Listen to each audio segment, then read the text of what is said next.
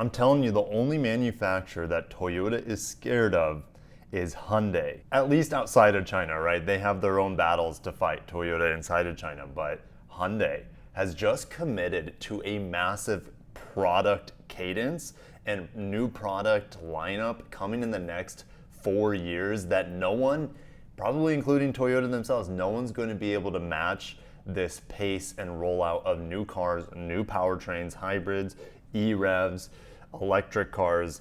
It's mind-blowing, and it's really tailored for the North American market. This is the biggest profit center for Hyundai, and they're going all in North America, more so maybe than any other manufacturer, maybe even more than the domestic manufacturers, all right, because they produce so many cars in Canada and Mexico if you look at General Motors, Ford, and Dodge. But what we have here, Hyundai's taken the lead to be potentially the most American automaker that sells cars here, besides Tesla. So if you guys are excited for today's news, hit the like button. If you're wondering where I'm at, I am in New York City. Last night was a reveal of the QX65 for Infiniti, and I'm going back home today. So this is just a short temporary office that I have here with a bunch of buildings in my background. So let's go ahead and get into what we have. We only have 4 slides to go through, but I do have a press release, so don't worry, we'll get through that. But check this out. 36 updated models by 2030, 80% US production. So we're gonna get less and less cars from Korea and more cars from their United States plants. Okay, where do they make cars? They have a plant in Alabama, all right, and they also have this new meta plant that they share with Kia in Savannah, Georgia. And 80%, they're reworking their entire supply chain to get 80% local US parts sourcing. I don't know if I've seen anyone this aggressive in a made in America approach. Hyundai's doing it more so than any of the Japanese, more so than any of the domestics, definitely more so than the Germans, and this is just bonkers. So they want to have 1.2 million capacity in the United States by 2030. And before we get further into the press release, I wanted to share this because it's been on my mind. I didn't know when to share this because it's hard for me to talk about this issue. If you guys remember, during my Palisade first drive, okay, I gave you guys a preview.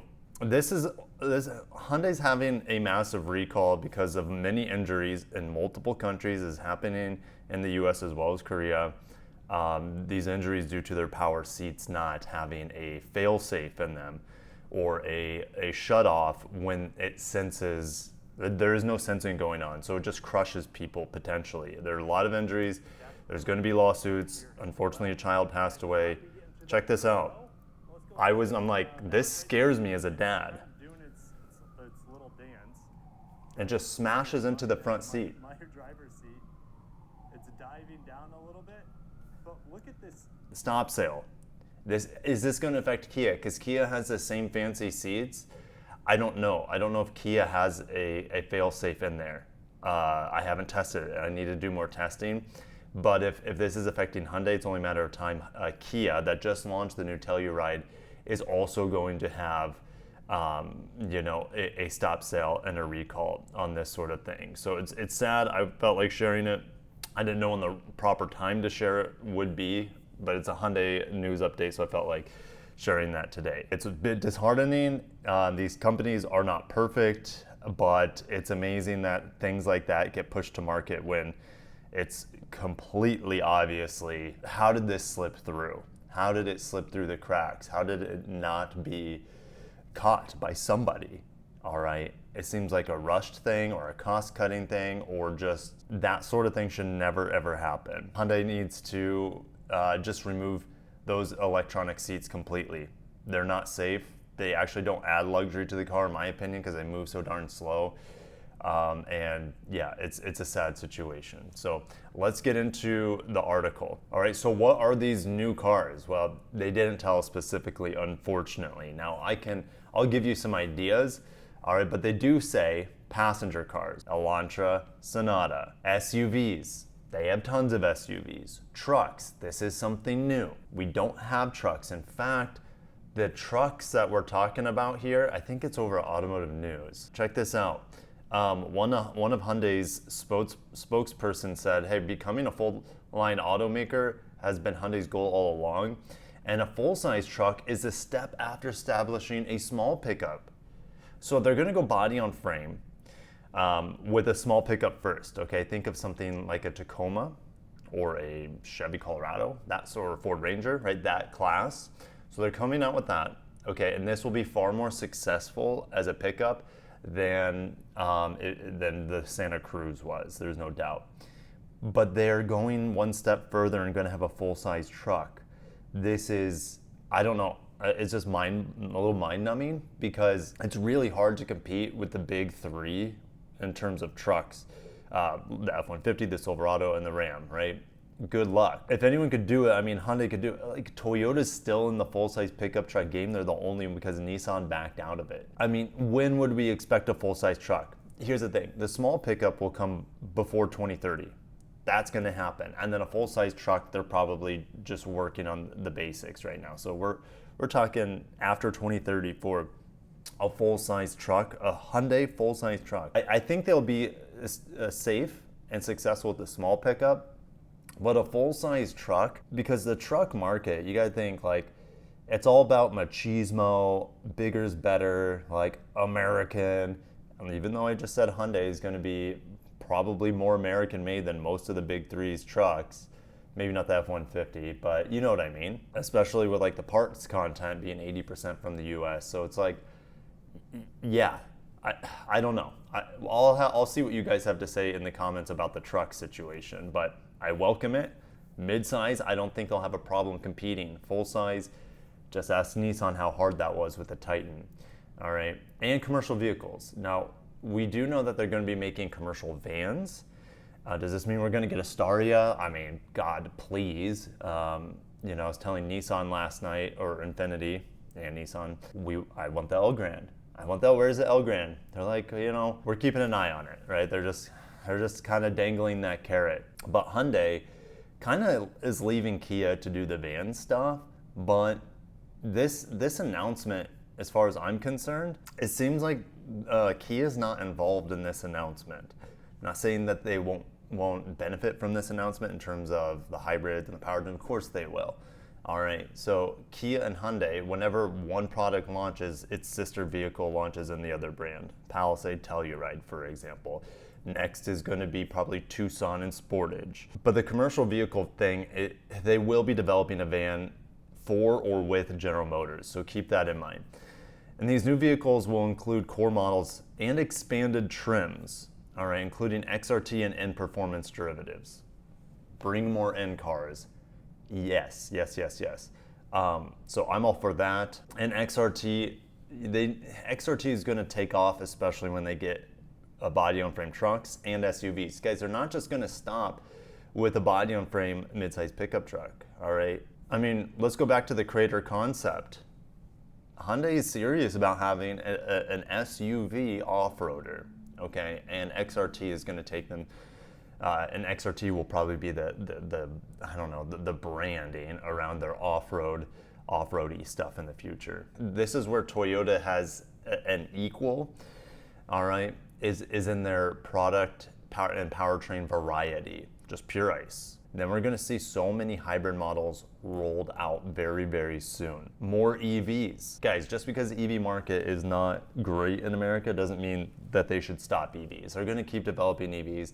They want to grow in China. They want to double their sales in China. China's a very small market for Hyundai at this point. They still plan on growing there massively, okay? And they can't do that without EVs and EREVs, or extended range plug-in hybrids, essentially. We're going to head over to the Korean car blog. I read the rest of the press release. It was not that interesting. Yes, they talked about billions and billions of dollars being invested, their new steel mill in Louisiana, that sort of thing. All right, but they have a couple more slides that I didn't see on the press release. So it could have been, these slides could have been taken from the, let's say the press briefing meeting, okay, for investors.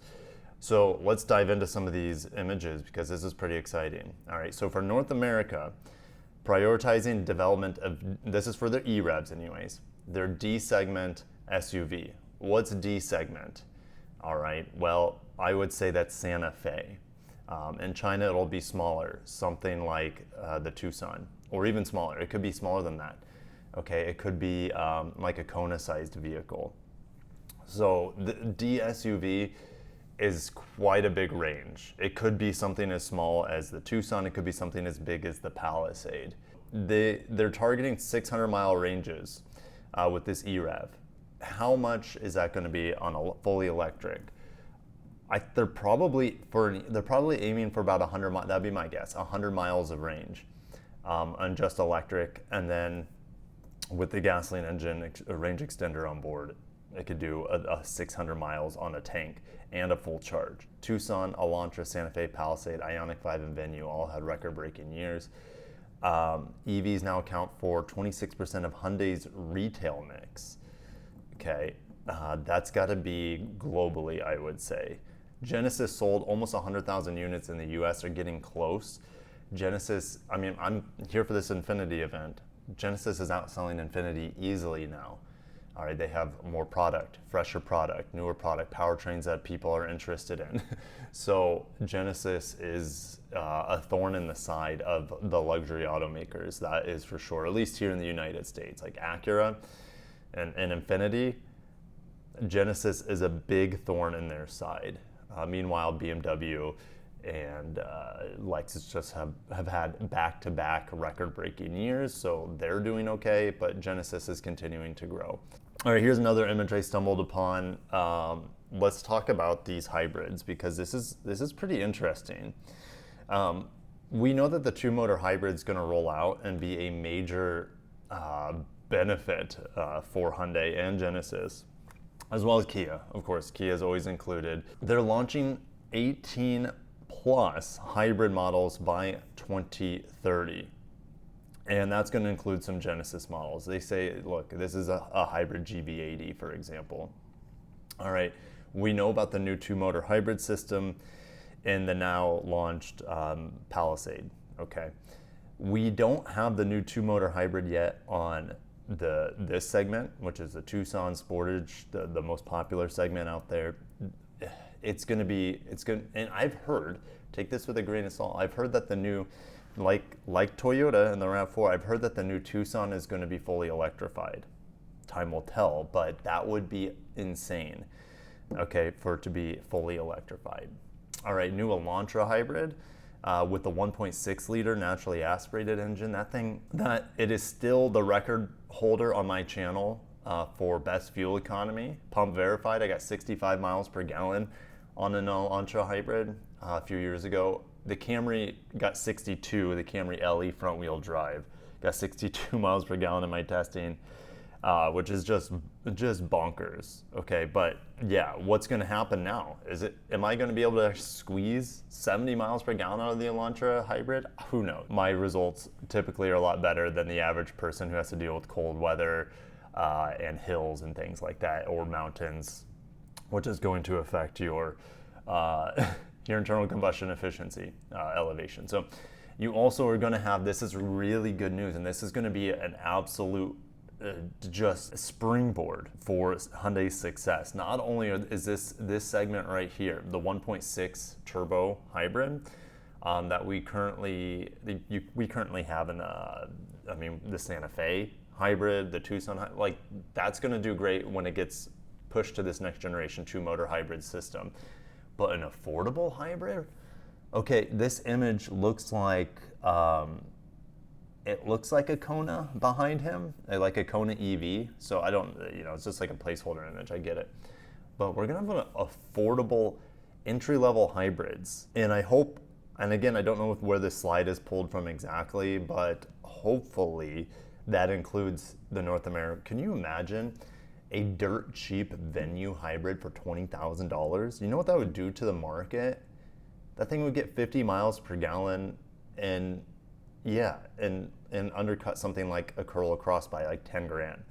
Okay, so this could be a massive problem for the competitors, and it could be a huge success story for Hyundai if they can launch more hybrids at lower price points. And we know that they're going to keep doing it, more than likely. Okay, so they're expanding not only the high end with performance rear-wheel drive hybrids, keep that in mind, rear-wheel drive bias hybrids, but also entry-level hybrids.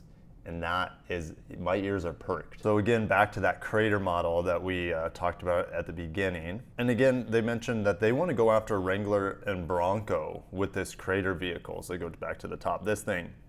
You know, they're not the only ones that want to go after those successful off-roading nameplates. Nissan's trying to do that with the revival of the Xterra, right? The dealers are saying, hey, we've seen the Xterra at the dealer meetings, and what we've seen is something that looks like it'll go toe-to-toe with a Bronco and a Wrangler.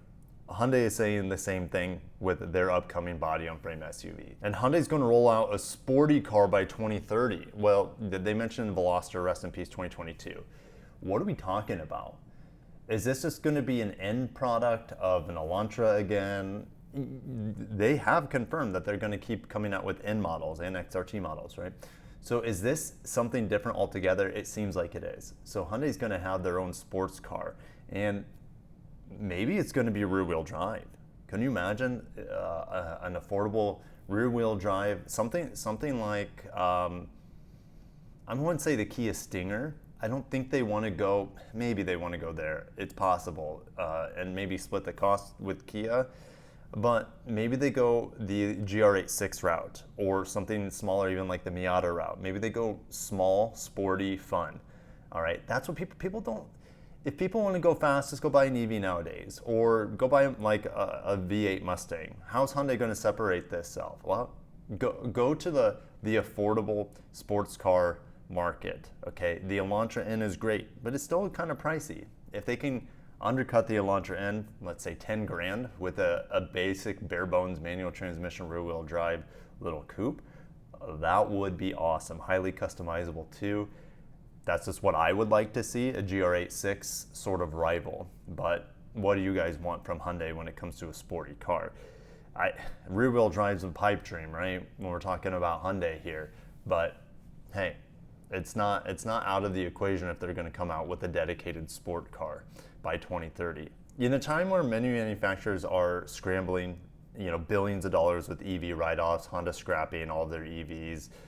I mean, same thing with Stellantis, Ford, General Motors, having just like an identity crisis. Hyundai has not even come close to having any sort of besides the terrible situation with the recalled seats. No one's perfect when it comes to recalls, right?